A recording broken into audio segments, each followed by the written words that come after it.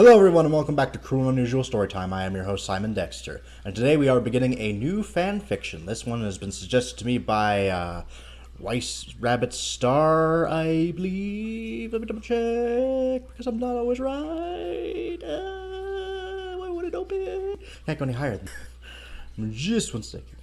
Just a second. Just a second.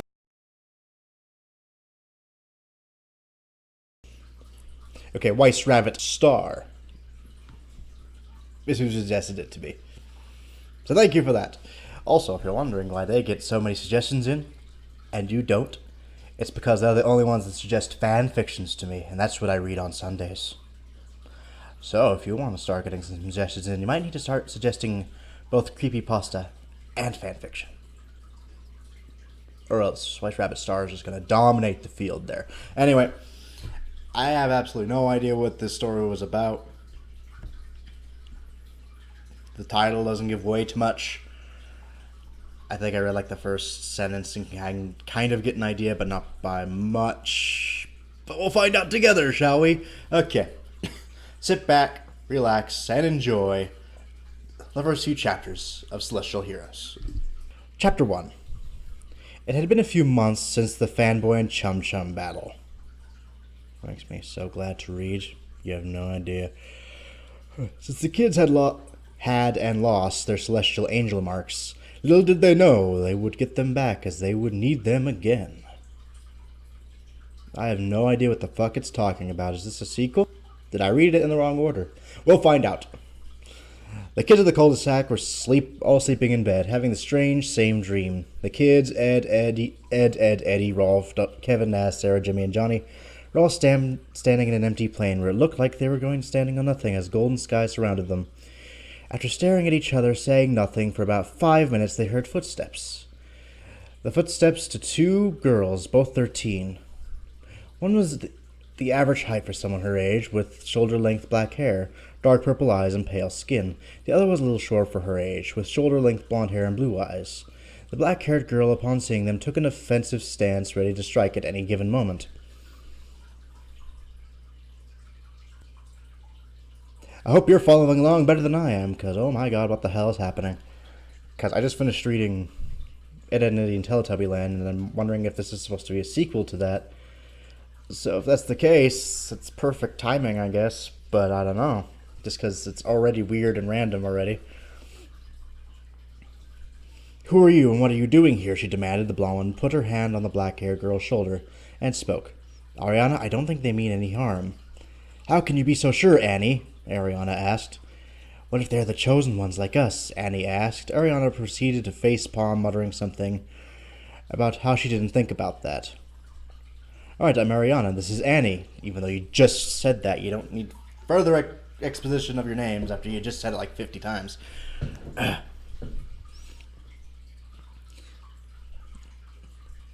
What are your names? After the kids introduced themselves.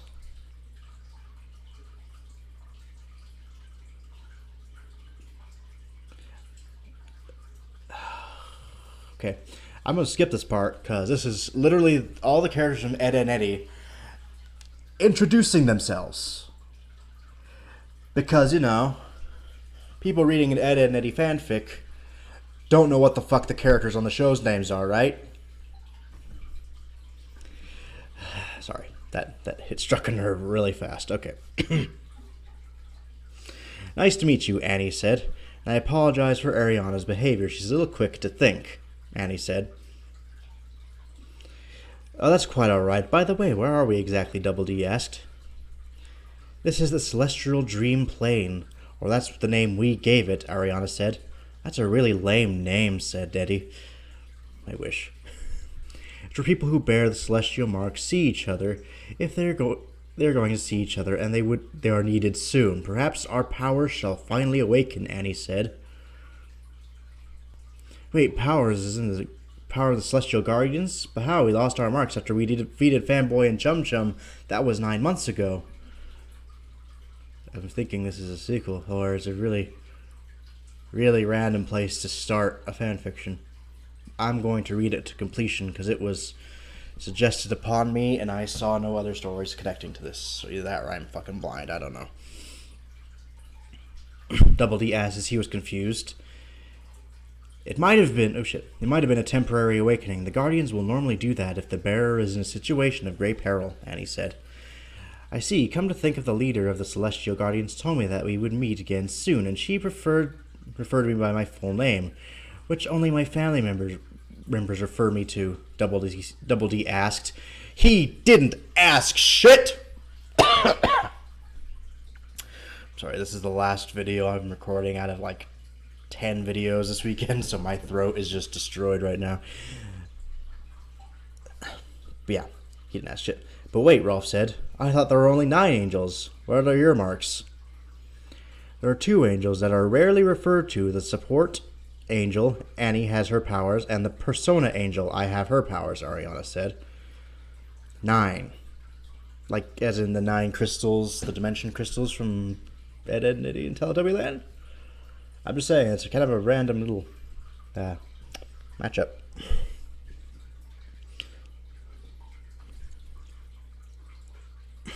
What are the powers that come with those marks? What are their abilities? Double D asked. The support mark is basically the healing mark, and also give the team stat effects such as increased offense, defense, or speed. Why are we getting into like RPG elements here? This is fucking ridiculous. I can also lower the enemy's status as well as inflicting ailments such as poison, Annie said. RPG shit. Why? The persona mark is hard to explain, Ariana said. You see, there are these creatures I can summon called personas. Now, I can't summon them now as my mark hasn't awakened, but when it does awaken, I can only have 1 to 5 in my personal deck, as Annie and I like to call it, or as you learned from some game, clearly. This is where fusion and the compendium come in. The compendium is like a record book of personas. I can register personas in the compendium so I can summon them later. Fusion is basically what it sounds like, combining 2 or more personas to make a new one. There are many different moves I can give personas, but each of them have their own strengths and weaknesses, Ariana said, explaining it to the best of her ability. What's happening? Why are we reading this? I am so beyond confused right now.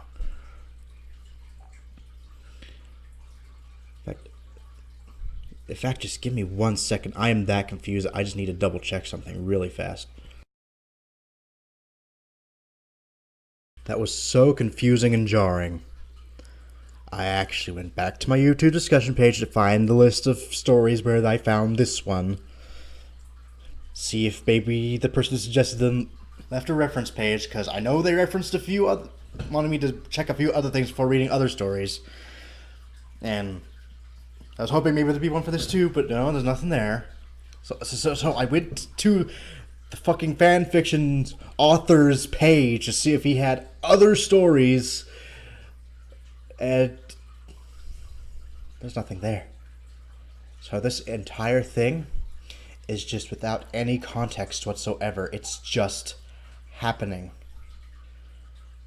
And if it's a sequel to something, or a spin-off of something, or inspired of something, it is not hinted to anywhere on this page so far. I am so supremely lost, but now that I can feel comfortable knowing about that, let's move on. Okay, I actually found exactly where I am. That's awesome. Fascinating. I had no idea that you two had such extraordinary abilities, so my question is, why have the marks started to awaken now, and who gave Fanboy and Chum Chum their dark powers, Double D? I'm not entirely sure, to be honest, Annie said. Say, quick questions. Where do you guys live? Ariana asked. Why is Double D the only one speaking? He's the only one that's talked at all in this whole sequence. Well, you're all from a town called Peach Creek. We live in a cul-de-sac, Double D explained. Even Annie are both moving there the day after tomorrow, Ariana exclaimed. Isn't that fucking handy, everybody? Wait, what are you girls, serious? Eddie asked. No shit. Totally, after all, I said we would all be meeting soon, Annie said. After the conversation, the kids woke up wondering what the dream was really about. But little do our heroes know that the new threat is soon approaching. They are going to be in for the fight of their lives. Meanwhile, in an unknown shadow place. Running through the corridors of the palace was a boy about 12 with hair that looked like a flame. He quickly made his way to the throne room, bowing before the person who sat atop of it. Sir, I'm afraid Fanboy and Chum Chum failed in their quest to defeat the celestial mark bearers, the boy said. George sees.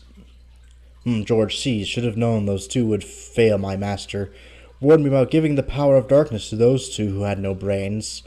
But anyway, looks like we have to do this job ourselves. A mysterious man who was dressed in a loincloth and looked like a jungle man.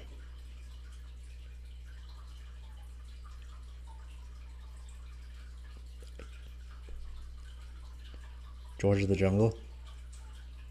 Seriously?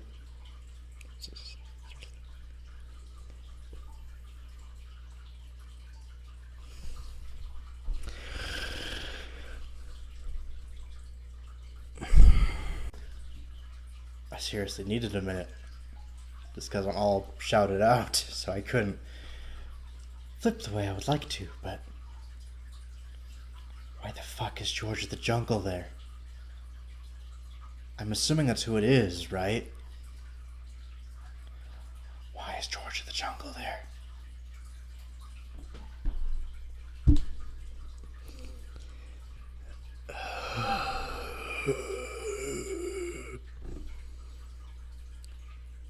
Hey, howdy, hey, another voice said as an orange rolled into the room.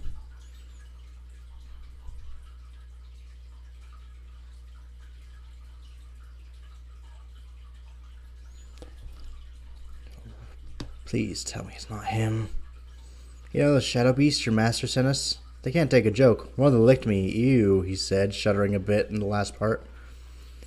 You do know the shadow beasts don't have emotions, do you, Master? Do you? Master made sure the shadow beasts had no positive emotions, the man said. Or brains the way I'm hearing things, the flame-haired boy said. Who's the flame-haired boy? Should I know who that is? Because I don't. Anyway, according to George's calculations, there are 2 more guardians that have appeared, and they are very strong, the man said. So let's destroy them, the orange said. Why is there an orange? I'm assuming it's the annoying one, but still. No, we should catch them and drain them of their powers, the flame-haired boy said. That sounds like a plan that could work, Johnny. We'll go with your plan, but it won't be easy, the man said. Oh, come on, their powers haven't even awoken yet. How hard could it be? And as a side note, Johnny, one annoying orange 0, Johnny said. Is this Johnny Tests? Why is this story a thing? I'm a chapter in and I just don't know. Adding a small laugh to the end of his sentence. Okay, you two gather the others and head for Peach Creek. We need to capture them before their powers awaken, George said. Very well, we shall gather the others and take some shadow beasts with us, A.O. said. Do not fail, George, George said. And so Johnny and Annoying Orange gathered their allies and headed for Peach Creek. This can't possibly go wrong, George said. I really doubt that at all. George of the Jungle, how is your mission going? The pink pony said. Pink pony? Motherfucking Pinkie Pie? Seriously? What is this story? I'm only assuming it's Pinkie Pie because that is the pink one. And where else are they going to get ponies from? That's pink. So it's got to be, right? We have located the last 2 guardians. We will capture them, George said. You better. My 2 comrades and I have been locked up here for 2,000 years now. And the last seal needs to be opened so we can finally be free and rule the entire universe, the pink pony said. Peach Creek, the day Ariana and Annie moved to the cul-de-sac. Sure enough, they're here, Kevin said. It's a pleasure to meet you in person, Annie said. All right, we should get to business. Who has what mark? Ariana said.